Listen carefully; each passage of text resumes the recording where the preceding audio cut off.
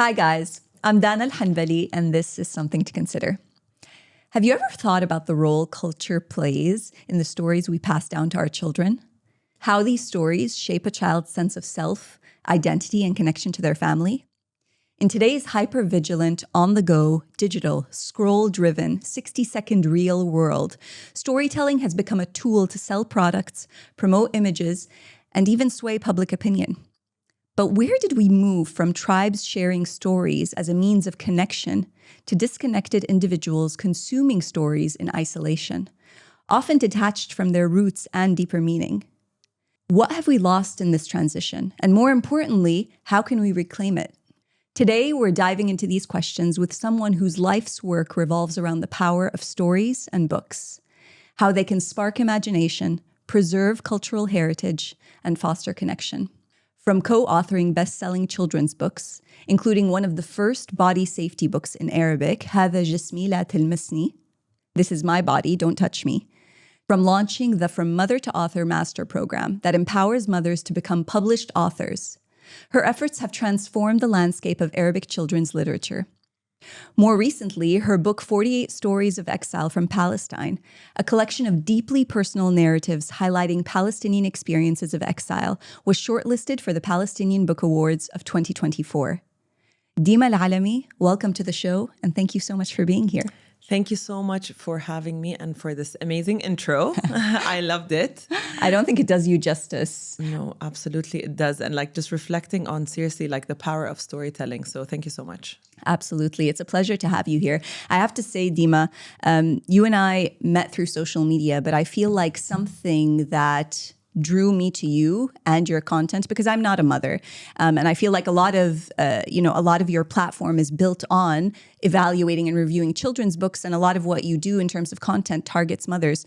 What I felt drawn to was your passion for our culture, our heritage as Arabs, and the responsibility that we have to play in reclaiming our stories. So I'm very appreciative of that. Thank you. Thank you so much. Thank you. Thank you for being there. I actually love it when people who are obviously are not mothers, but they're I'm on your page, because I love what you post and stuff. So I'm I appreciate that so much. Thank you so much for being on my page. Absolutely.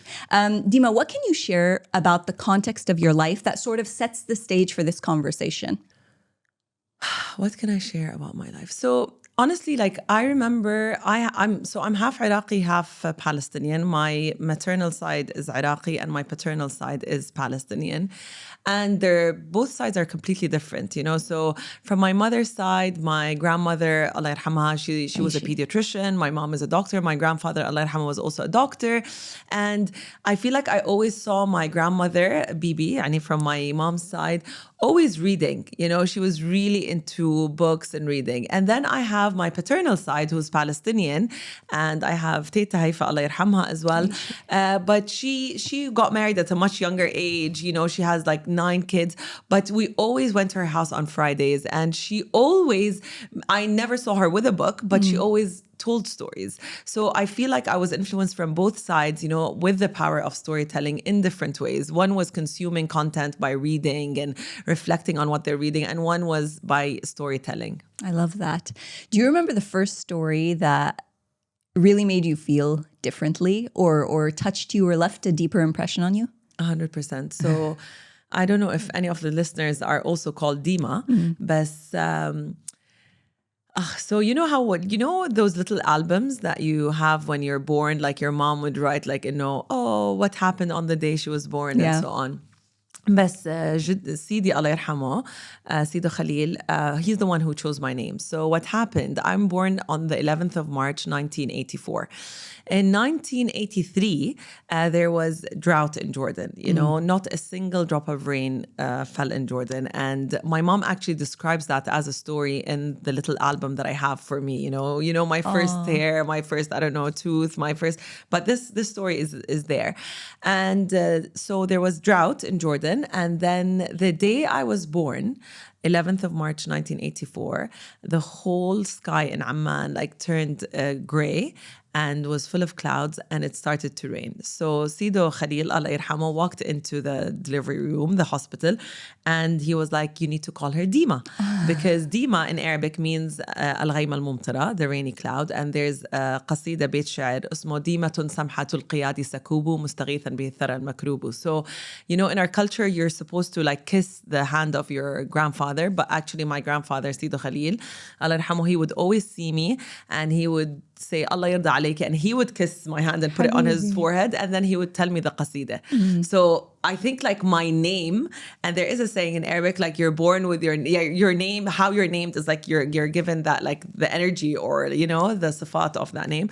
So this is the first story that touched my heart, and I love it, you know, and I think it's such a powerful story. So anyone who has the name of Deema, I hope now you know that there's a poem about you, there's a beit sha'ir, and there's a very strong meaning behind that name. I love that. Yeah. I love that. And it reminds me so much about how in our culture, our grandparents, the way that they live their lives is by bringing it back to stories that were passed on to them. And that kind of becomes the narration of the lives that they live. That being said, why do you think so many of us have lost touch with a lot of these stories, especially when we're talking about this newer, younger generation? Do you think it's just the progression of time, or do you feel like something deeper has happened in the past? I would say, I don't even want to say it's been a couple of decades. I would call it a generational shift.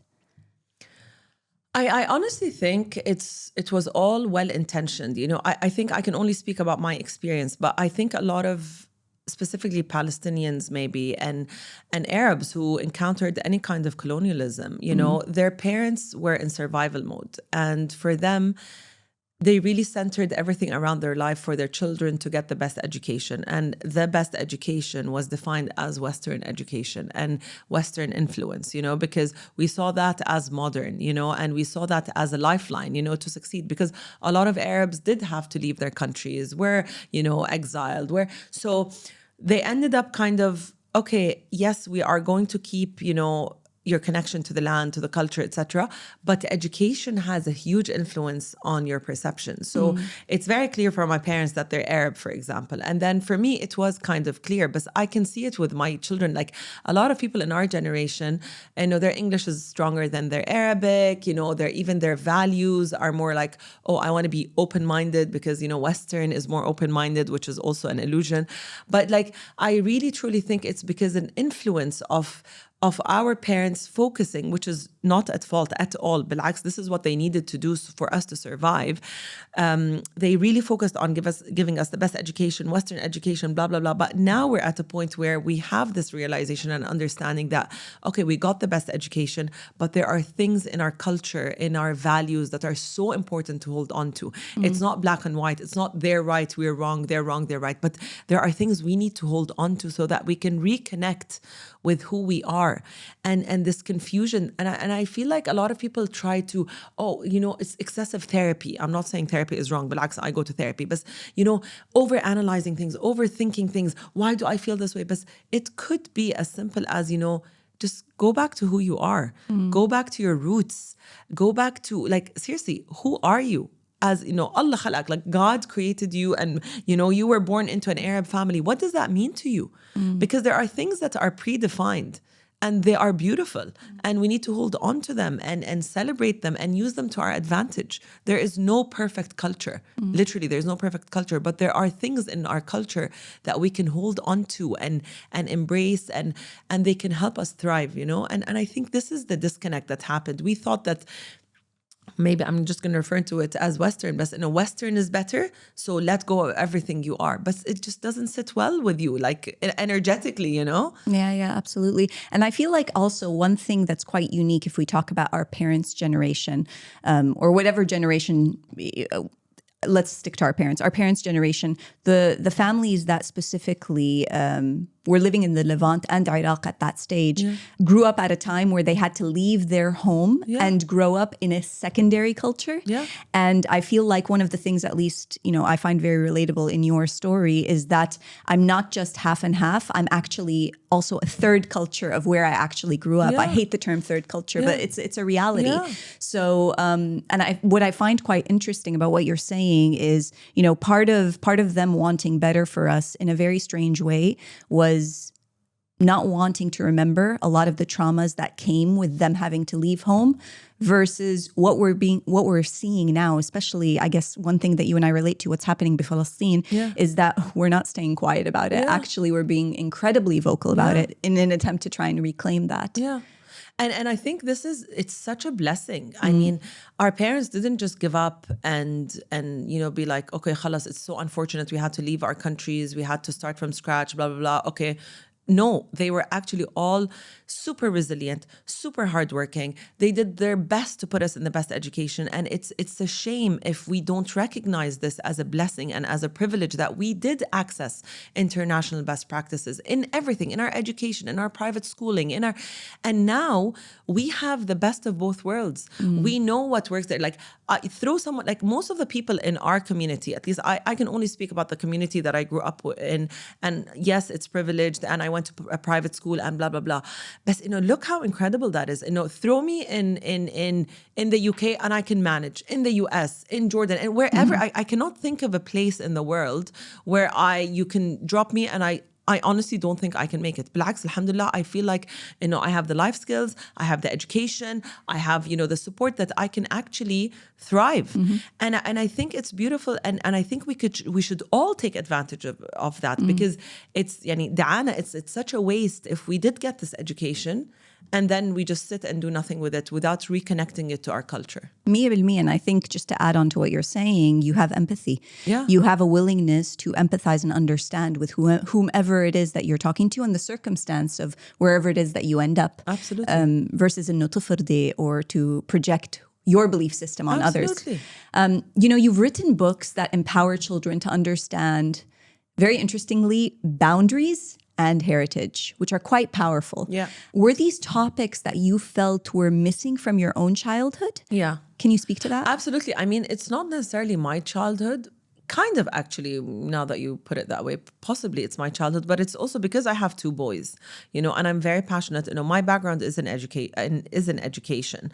And my favorite class was in AUB was a children's literature, course. But pre-genocide, my page was all about, as you said, recommending the best children's books in Arabic and English, encouraging parents to read with their kids, because as an Arab culture, we disconnected with that storytelling component. So as I was recommending hundreds and hundreds of pages and supporting people in reconnecting with the Arabic language, I realized that there were gaps. So for example, the topic of body safety, I saw many books because the topic of body safety and sexual harassment and these things, they happen across all cultures, all religions, all socioeconomic backgrounds. There is no, predators are everywhere. It's not limited to gender. Not limited to gender, not limited to a specific culture, not limited to a specific religion. It's everywhere, So what I saw is that, oh my God, for every 50 books that are written in English primarily about body safety, there was maybe one in Arabic. And none of the ones that I read in Arabic, I felt that delivered the messages the way I would like to deliver them to my own boys. So I joined forces with Muna Abu Dayya, my co-author, and we wrote the book هذا جسمي لا تلمسني, the way I want to speak about this topic with my children. And it's so important that I am not a sexual education expert. So we actually, and I never claim to be, and that's why I refuse to go on any podcast to speak about sexual education. I'm not the right person, but I talk about the process of writing that book. So we collaborated with a US-based she's the most renowned sexual education expert in the US, and someone from Palestine, okay? Because again, anything we write has to be culturally responsive, you know, because if it's going to impact you, it has to respond to your culture. And I wanted to get, again, international best practices, but I also wanted to understand how we present these topics within our culture in the most accurate and you know, protective way for our children. So definitely that's something that I wish I read as a child, because it's an important topic to me. And then the second book that I co-authored is called من بلد اسمه فلسطين. And it's a children's book. And also it's because I grew up in a household where it was very clear to me that I had to defend Palestine. And it was very clear to me who the enemy was, you know. But I didn't want that for my boys. I wanted them first to fall in love with Palestine.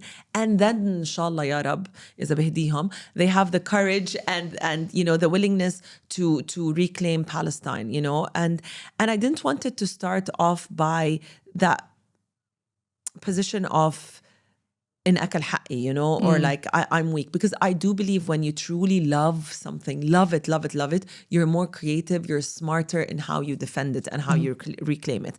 I grew up, again, because of the circumstances and trauma, and I remember having dreams as a child, you know, throwing eggs at the occupation forces and like throwing flour. Like I still remember those dreams, you know, because I just remembered that I had to defend that someone took something so precious away from us. But inshallah, you know, my boys will look at it differently and they'll be able to stand up for Palestine in a better way. I love that. And that's such a profound way to think of things, because and obviously rightly so, at least, and I'll speak to myself, I grew up with the idea of, you know, as a Palestinian, what is embedded in you is a story of victimhood. Yeah. And while this is something that is completely true, there is so much more than what has been imposed on us and what happened to us that is part of our story. Yeah.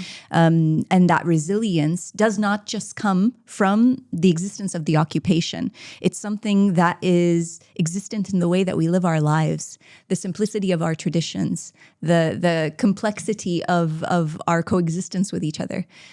We have so much to be proud of. And I love how you made it an intentional choice to want to celebrate that and get them to learn about Palestine from a place of joy and happiness. And from that would stem courage. Because I think both those truths can be true at the same time. And I feel like if you look at it as different generations, and in a simplistic way, you know, our parents' generation, it's like the trauma, the pain, the exile. But they lived the wars. Okay, they lived it. They saw it, they experienced it, you know. Then our generation was the empowerment, the education, the, you know, نتعلم, you know, the truth of what happened. And inshallah, our children's generation is the liberation, inshallah ya Rab, because you know it's just a cycle, you know, of what happened, and we have a responsibility other than what we are doing now, you know, to reclaim our Arab identity and so on, also to ensure that we are instilling in our children, you know, what they need to do to be successful Arabs. You know, and that means a lot of things, liberating your mindset from all of, you know, everything we're seeing online, you know.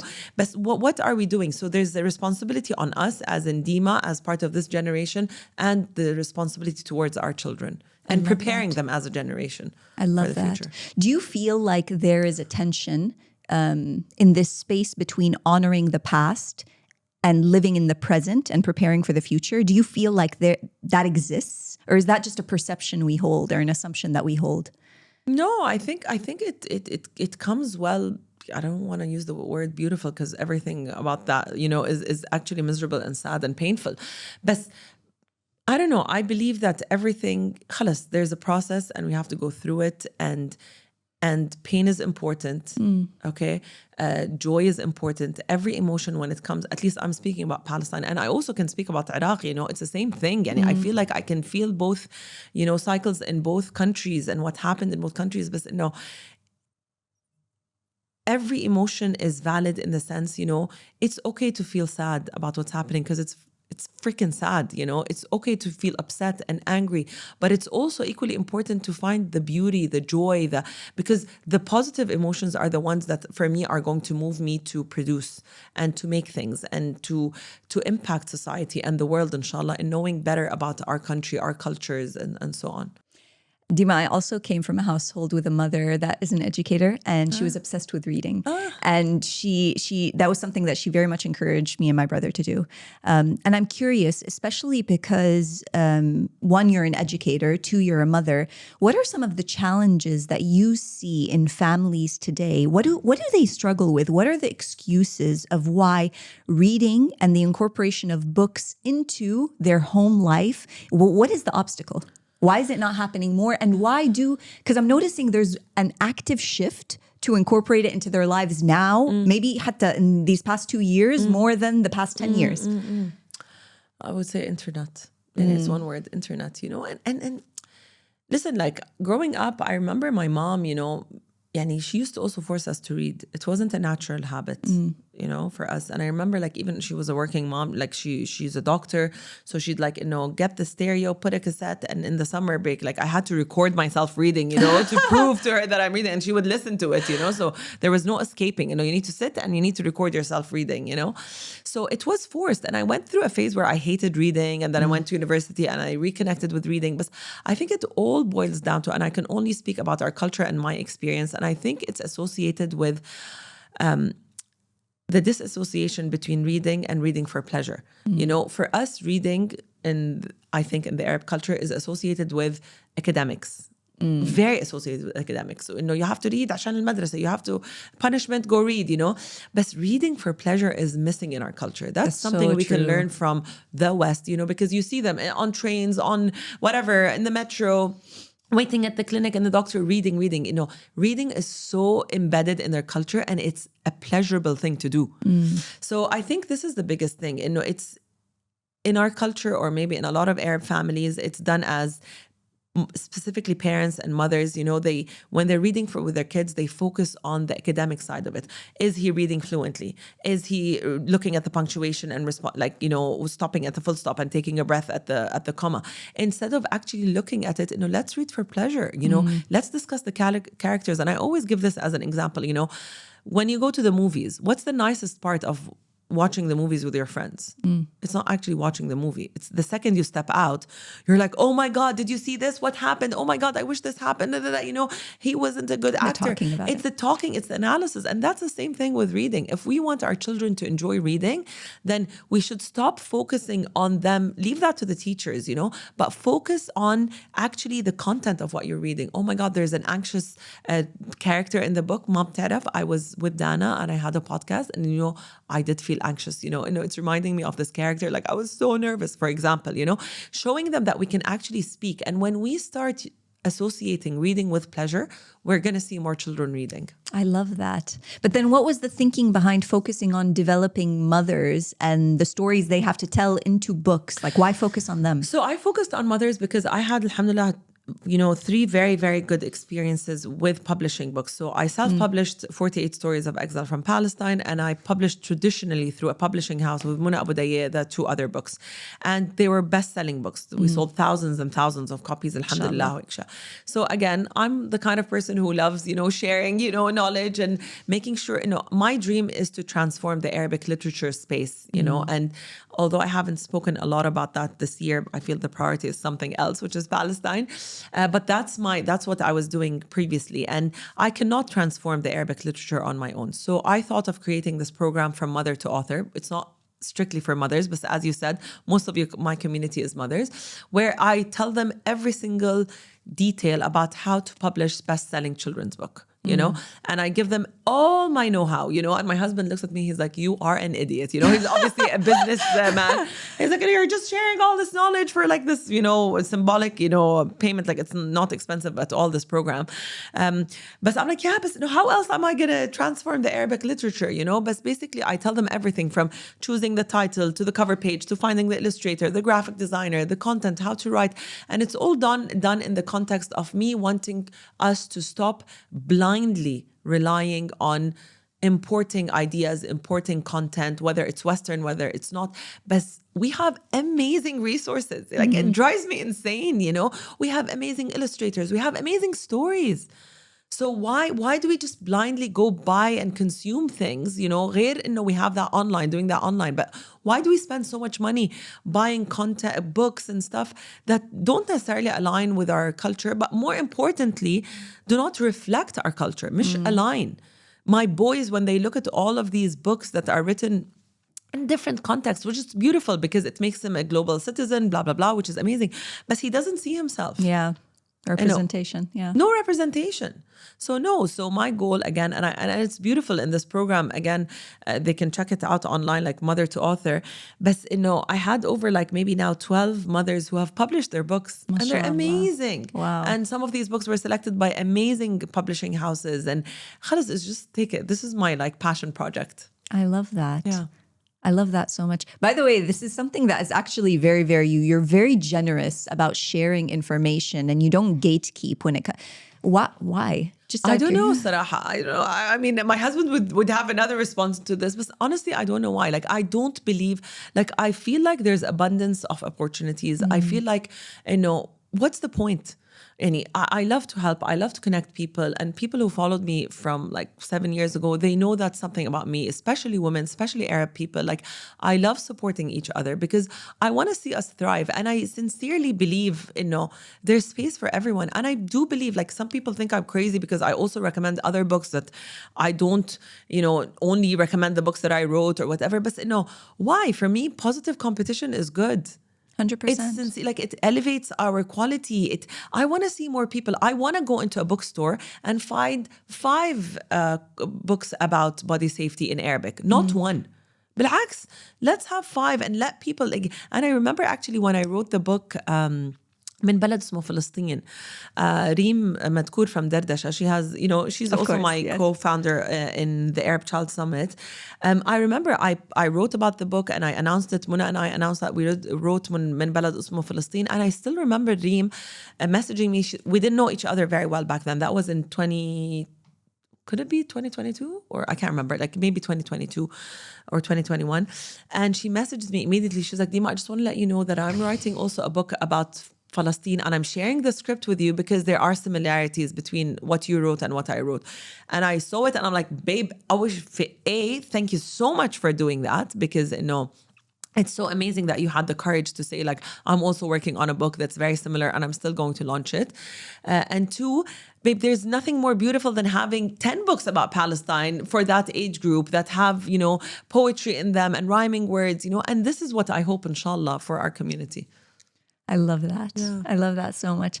Okay, in a world that is super curated and polished, how does one maintain authenticity in this space? I mean, one thing that you spoke of about your first book was that you brought in not just the sexual education expert, you brought in a Palestinian to just help give literary, I guess, context. So how does one maintain authenticity in this space? So in that context, it happened that she was Palestinian, but we chose her because she was the best sexual education expert in the Arab world. Okay. So, and it happened that she was Palestinian, and she looked at things and she provided feedback and content on the illustrations and the muhtawa al-lughawi, like the language, So did the American lady, doctor. We translated everything for her. We sent her the pictures and she commented, because this is a topic that's very, very important and very delicate. And every single image in that book was well thought of, and every word was thought of. So, for example, there's a saying that says, there's a page that says, if I'm going to say it in Arabic, but إذا شعرت بالخوف أو بالقلق, we had written it علي أن أهرب, something like that, So in English, it's like if I ever felt scared or nervous, I should run away. Okay, I should escape. And then both of them pointed out, like, no, you're putting that responsibility on the child.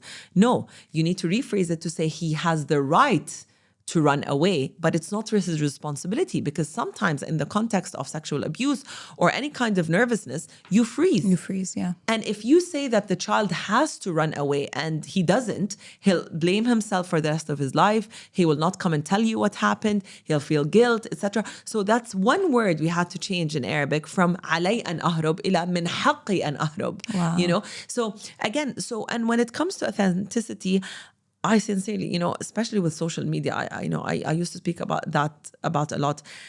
for me, if you see someone who speaks about everything and knows about everything and goes on a million podcasts speaking about everything, this person's not authentic.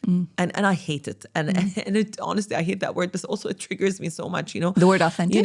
Not the word, the word authentic triggers me. And also like, you can't be Abu al-Arif. You can't speak about everything, and I see for likes and shares and, it's very the pseudo intellects, Again, that's why I got invited so many times to talk about sexual education. I'm not a sexual education expert.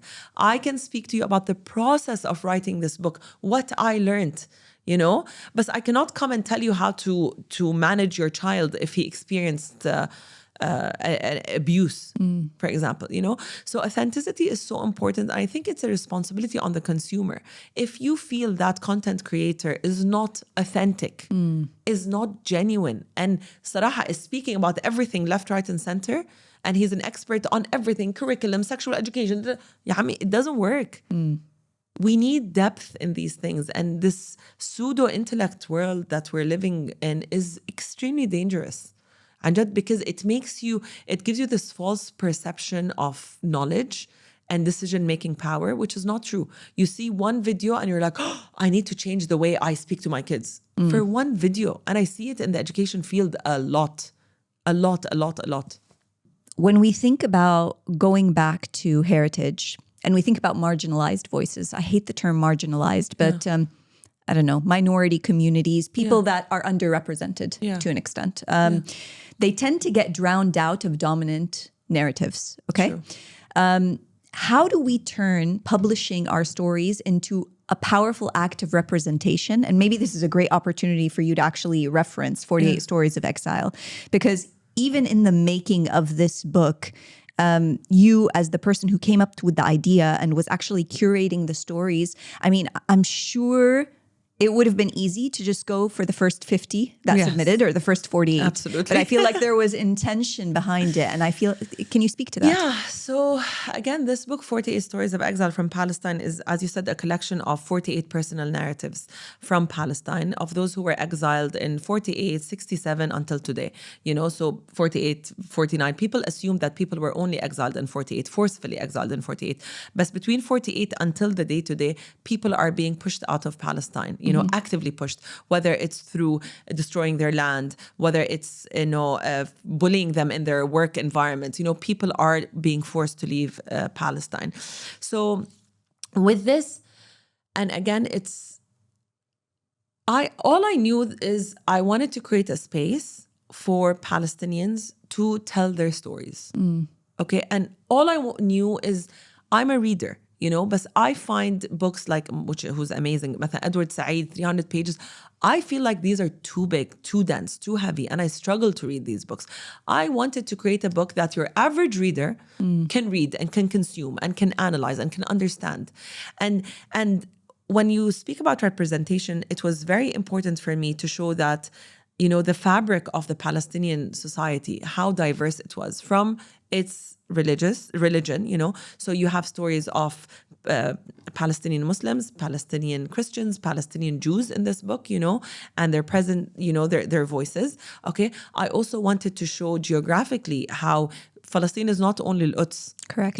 I wanted to bring stories from cities and villages that have been completely wiped out and completely, occupied and colonized, So that was very important for me. So we have 13 cities that are represented or / villages. And I also wanted to bring voices of people, that's also a mistake. We always speak about the successful Palestinian families, the wealthy, the businessmen. But there are stories of car mechanics. These are important people in our society. 100%. You have teachers, you have car mechanics, you have, so that was also very important for me to represent, of different socioeconomical background, because everyone is impacted under colonization, And also I wanted to also show the voices of Palestinian women and Palestinian men. Okay, so we have a lot of stories that are spoken through the voices of grandfathers, but also grandmothers who were also important. So this was very important for me to show this representation and to, inshallah, to be able to capture the Palestinian society in this book. God, Deema, I love how intentional you are with everything that you do. I attended an event that she was hosting. I think it was earlier. It was around the time or before this was launched. I don't remember. And you asked everyone in the audience, including myself, to write down on an index card our parents' or grandparents' exile story. Yes. And all I got was a sentence. And it was such a huge realization for me that even as a Palestinian, a proud Palestinian that, knows aspects of my culture, I haven't been asking the right questions. And I haven't spent time understanding the stories that have not been spoken about in my own home. Absolutely. And what I appreciate about this, I think it's so much bigger than a book. It's a movement. It was a movement towards us having honest, real, difficult, uncomfortable conversations about the things that we're ignoring or the things that we're choosing to kind of gloss over or forget because either they're too difficult or we simply haven't invested the time. Like I spent this summer very specifically sitting with my aunts, intentionally trying to understand, talk to me, show me the IDs, tell me about your home, pull out pictures. What did Teta do? What did you do? I've done that before, but I haven't done it in a way where I feel like I was truly listening and understanding our connection to Palestine on a deeper level. Absolutely. And I think this was not only a realization for you and for me, but for also the 48 contributing authors that we selected. When again, it started off as an idea. So the starting point was creating a form online and be like, share your exile stories. So we got hundreds. I got hundreds and hundreds of people who wanted to share their stories. Some wrote a sentence, some wrote, I don't know, a lot. But then when I decided, no, stop, this is going to be a book, I have to kind of streamline it. So Nahla and I, who was a co-producer with me, we went and we wrote questions to prompt these contributing authors and be like, okay, wait, stop. Okay, before he was exiled, what was their profession? Okay, your main character. How did they move from point A to point B?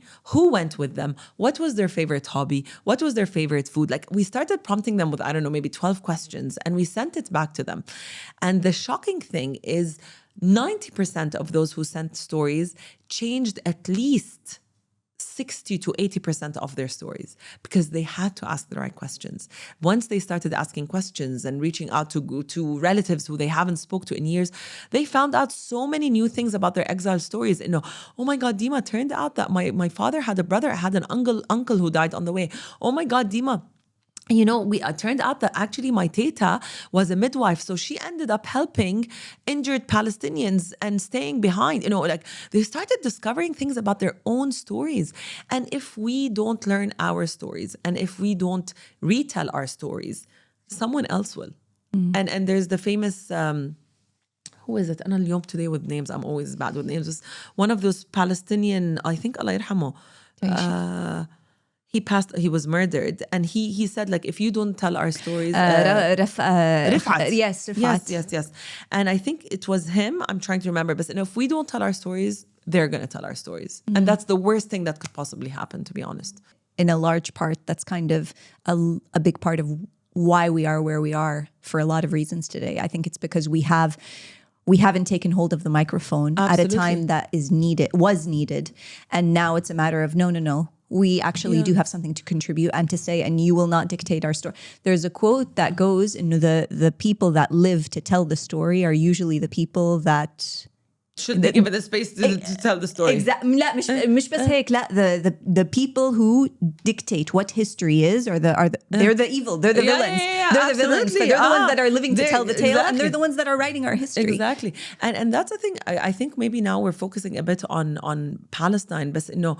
Unfortunately, in the Arab world, I would imagine Lebanese people have a lot of stories. Okay? Oh my gosh, and Syrians have a lot of stories. Iraqis have a lot of... Everyone in this region, you know, and Jed, they have a lot of stories. And maybe let's refer to it as the global South. Indians have a lot of stories to tell. Africans. So many of us need to really... reconnect with this wealth of information that we have, because this book 48 Stories of Exile from Palestine was inspired by Hajj Hadia, who I saw on Saleh Jafarawi's, like, he's a reporter in Gaza, and he was taking a video in a hospital, and I saw this old grandmother, Palestinian grandmother, who was assassinated as well, point blank with a sniper. But I saw her, and I saw her like how old she was, talking about Palestine with passion, and she was the inspiration behind this book. But also, when you said, I love how you described this book as a movement, because actually in the last page there is space for people to write their own stories in this book, and I think that is so important. I agree, and I hope that this is something that continues on. Do you see storytelling as a form of resistance? Yeah, absolutely. I think I think what you wear, what you say, the conversations you have when you go out, you know, the sticker you have on your laptop, you know. Anna, for me, you know, I think people overcomplicate it. And for me, it's not a political, whether, you know me, I'm not a political person. I'm a humanitarian, you know, I'm so empathetic towards humans. But for me, what is resistance? And for me, it is feeling a connection to your culture, holding on to your culture. You know, being proud to wear a hatta and agal and like, you know, and like a bisht. And this is for me. I don't want, you know, when people hear resistance, you know, oh my God, they panic. And for me, it's resisting blending in way too much with this globalized world. Losing your identity. Yeah. I agree 100%. You know? And for me, it's that, you know, storytelling, of course, especially in the Arab world with our beautiful names, you know, starting off with names. And I will post about this soon, you know, this whole fad of naming our kids names that are easy to say, you know, bil ajanib, and not very Arabic names. You know, like, if someone can see my face now, like, it drives me insane. You know, it drives me insane that we're conveniencing people who cannot pronounce our letters, you know. So we're naming, our starting point is the name of our child, you know, to convenience someone else so that they can pronounce the name of our child correctly. Absolutely. You know, but Arabic names are beautiful. They have a story. Usually the name it goes back to a word in the Quran or in a Beit Sha'r, or it's so rich. And what is more powerful than, you know, when you say your name, it has a story.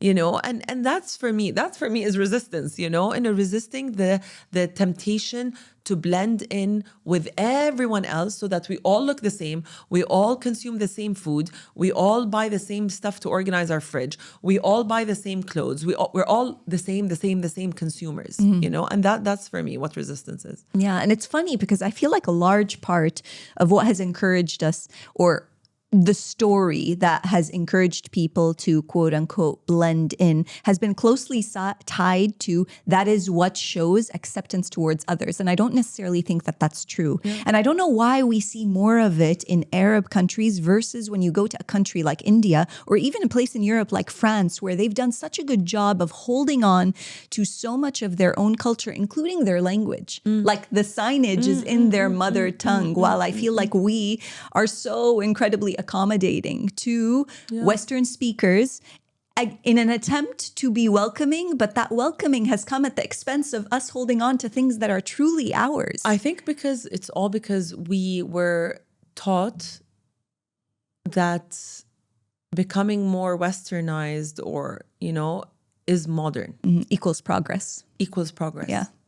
And that is the biggest challenge. So we, you know, you're more refined, you're more educated, you're more progressive, you're more modern if you speak in English, if everything is in English, if you celebrate American or whatever Western celebrations, and I don't know what. I mean, شو خصني بThanksgiving? شو خصني أنا? You know, like what? شو وصلني أنا? You know.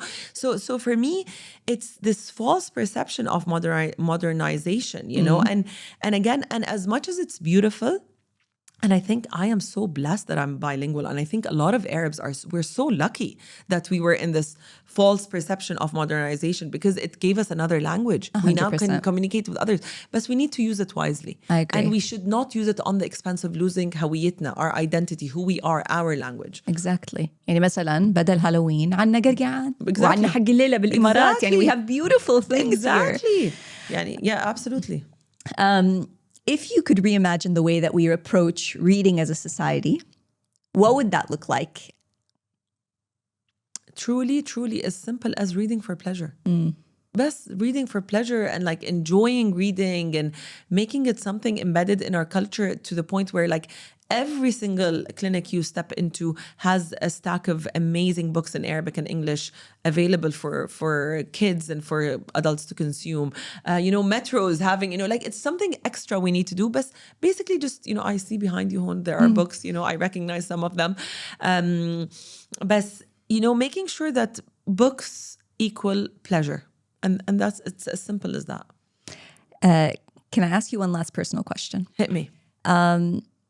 How do you carry the emotional weight of telling these stories in these spaces, whether they are about boundaries, whether they are about culture? I mean, specifically, this is something, 48 Stories of Palestine is being published mid-genocide. Yes. With that comes, yes, a responsibility, but also an emotional aspect that can be heavy. Absolutely. So, Yani, I had an issue that I never cry. Like, I never cry. It's something weird in me. And I went to a million therapists and I went to a million therapy sessions just so that I can release, because I don't cry. Not because I don't feel sadness. Not, relax, I feel it so deeply, but I harbor and I suppress, and it's not good because I'm not healthy. Like, I have Crohn's, I have asthma, I have, all of these things, So anyways, I went to a million therapists, and then I started the process of writing 48 Stories of Exile from Palestine.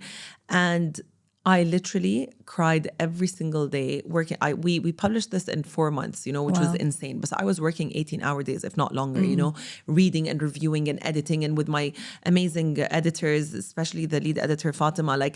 But every single time. So on average, I read every story, I would say, I'm not exaggerating, even 30 times, if not more.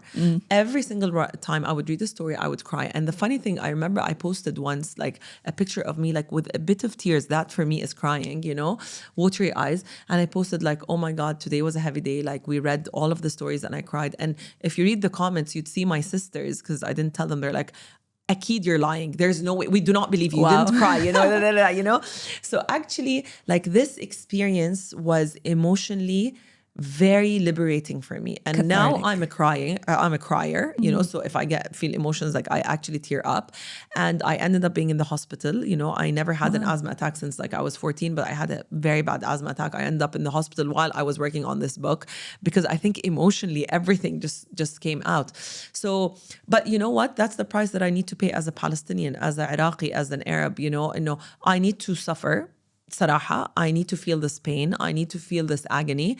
But I need to use that to educate, to raise awareness, and not to just sulk and cry and sit. Because Saraha ma batla li. Like, I'm so privileged that I do not have the right to sit and sulk and cry and feel so helpless, because people's lives are at stake. Yeah.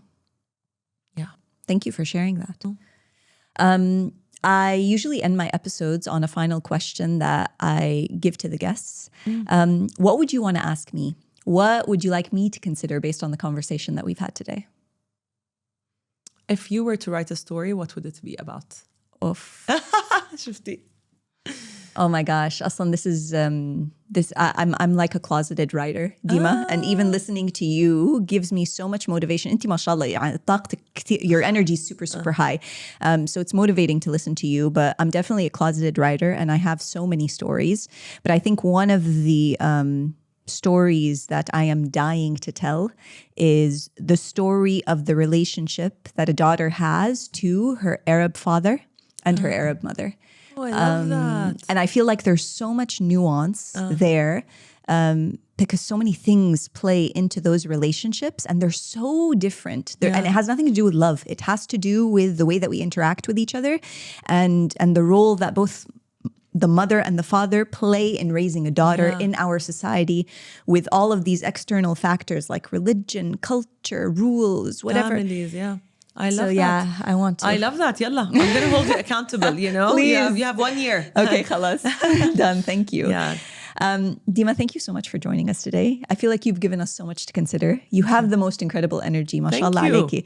As someone who is an avid follower, I hope your husband watches this and hears it because you have no idea how grateful I am. Thank you. How much you are willing to share with your community because you have a bigger mission and goal in mind. And I feel like that is something that is so clear in everything that you do that no one can take away from you. Thank you so much. I appreciate that you recognize that. But it makes me feel better about my choices. But thank you so much for having me. This was so much fun. Absolutely.